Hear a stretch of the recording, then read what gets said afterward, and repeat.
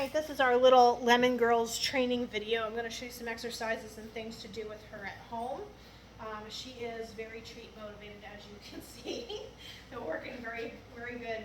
She does care about the quality of her treat, however. So training treats that are like little jerky things or pepperonis, not necessarily as motivating to her as we've been using grilled chicken, and she's been really liking that. So that's one change we made that seems to go better for her. We also adjusted her feeding schedule, so she's at 1.5 cups twice a day, so we increased it a little bit. I think it helped her weight a little bit, as well as her desire to hoard food. So that seemed to help a little bit as well. As far as her exercise, once you get her home, I would, in an ideal world, like her to be walking 45 minutes AM and PM. I'm going to send you with some treat dispensing toys that we use for her twice a day. She has a little wolf ball that we fill with the treat for her.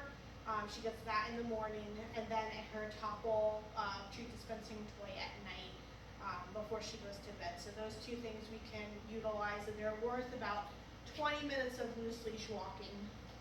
So overall, as you can see, doing way better, much calmer of a girl.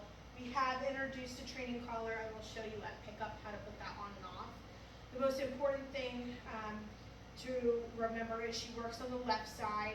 So as far as walking and things, we're going to try to keep her on that side. Overall, she has a little bit of a confidence issue, which is, I think, part of the problem that was stemming from her leash pulling and those sorts of things. When you get her outside, she's a little bit flighty at times, which is why I think she was pulling on the leash. I don't think she was doing it to be naughty.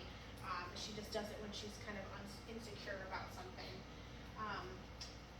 So inside, I'm using treats to kind of make this position a really great position for her to be in. She pairs it with something positive. I use a dangly treat and kind of push it down in my fingers so they see it from the bottom. And we're directing her by the food, not by the leash. So opposite hand has the leash when we're working inside on this. Dangly treat is hanging down. We're taking a couple good steps here, and she's just kind of moving with me with her head up. When I stop, she should sit. Good, so that's kind of under control, and she's not darting out in front of you. Now this exercise isn't great to do in a really long walk, but for when we're working inside and kind of pairing good leash position with you moving forward, this is how we're doing this. So again, long dangly treat down. Let's go. Command for walk is let's go. When you stop, she should sit. There it is. Or lay down. And then she gets a treat for that. Okay, so we're doing 3, 4, 5, 6, 7 good steps, and then when you get good at that, it's all the way across the room. For me, she's doing all the way across the room right now, so that's really good. Since she's down here, we're going to try down stay. So something I talked to you about was adding some time and distance to this, but that comes. So for now, I want you to work her just right next to you. Your foot is going to be doing the correcting, okay? So she stay down, should lay down. And then we're here until we're ready for her to get up. So you can say stay. I use a hand signal, hand in front of face. That goes away. And right now what I'm doing is just kind of pivoting around her with very little amounts of distraction, okay? If you want to add a distraction to this, we're not pivoting, we're just standing here. If she goes to get up before you're ready, you just step on the leash, and then she lays right back down, all right? Her release word is okay, but it's only paired with my hands in the air, so okay. And then you toss a treat out so she goes and gets it. So right now we're just working on down stays so she gets this concept. Then later we can move into sit stays, all right? So for now, it's just down stays. Next thing we worked on was leave it. So you put a piece of food in her face, and they say leave it. My fingers are closed around the food. I notice I'm not pulling my hand away. She's backing away from my hand. And then whenever you're ready, it's open hand, and you're saying take it. Okay, so take it means put something in my mouth. We also worked on drop it. I like to use a piece of paper, kind of crumpled up in a ball. This is a trade game, so we're only doing this with leash on. I don't want her to think that she can run from you, grab whatever we're working with and run from you. So we have our good trade of our chicken here. Hey, Evan. dropping the paper. Drop it. We're picking up the paper, and when she picks it up, you're telling her drop it. She should drop it right away if your trade is good, okay? Again, I've been trying with paper. I don't want it to be anything that she could swallow and get stuck. And we are leaving the leash on so that she can't run from you. All right. Another thing we did was a lot of impulse control activities. So jumping up was on your list.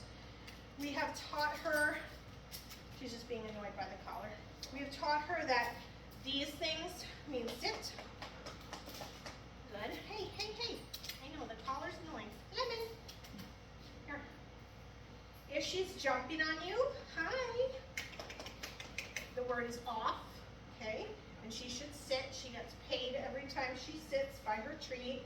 Another thing we practiced was taking something that smells really, really good.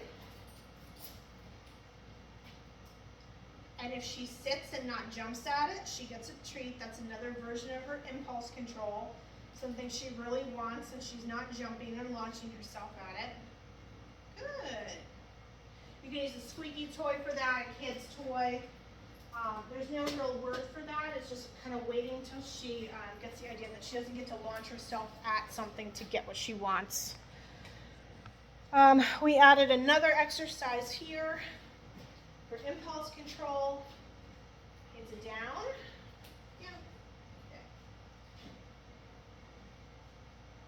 We have 3 treats in our hand here. And we're going to start away from her nose and slowly bring this in. If she gets up, we go back out with our hand. Okay, so this is an impulse control exercise. I have to wait till the food gets to my face. It's a silly little thing. We use 3 because we're increasing her attention span, okay? Okay, good job. Okay, that's that. Let's see. Let me see if I can get you to try to jump on me, and I'll show you what to do with off. Oh, that's a good one. Off. You're lifting your knee. When she sits, she gets a cookie. Oh, Lemon would have been launching herself at this. So if she doesn't jump, she gets 2 or 3 treats. She'd rather have the ball. There you go. Good job, Lemon.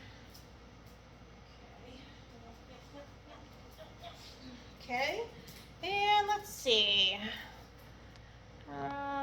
We did sit and wait at doors. That was another impulse control thing. So I'm going to pivot this over this way.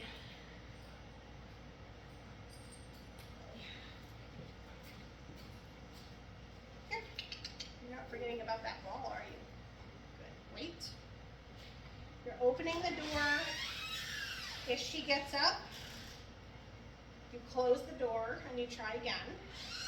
If she stays, she gets 2 treats. Good job. Wait.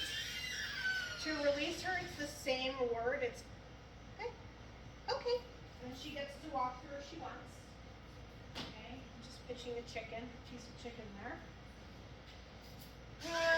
Besides that, we haven't seen any issues with her hoarding toys or food. So that's been really good. I think I'm going to have you do a hand feeding exercise with her anyway. So you're going to measure out 1.5 cups of her food and then feed it to her by hand for each meal. If she's appropriate with it, that's something that the kids can help you with as well. They think it's a fun thing to do. She only gets it when she's under control. I think that's pretty much it for your homework. If you have any questions, you can feel free to reach out to me. What did you get afraid of, baby? And just let me know. We're here to help you. Thanks so much. Bye-bye.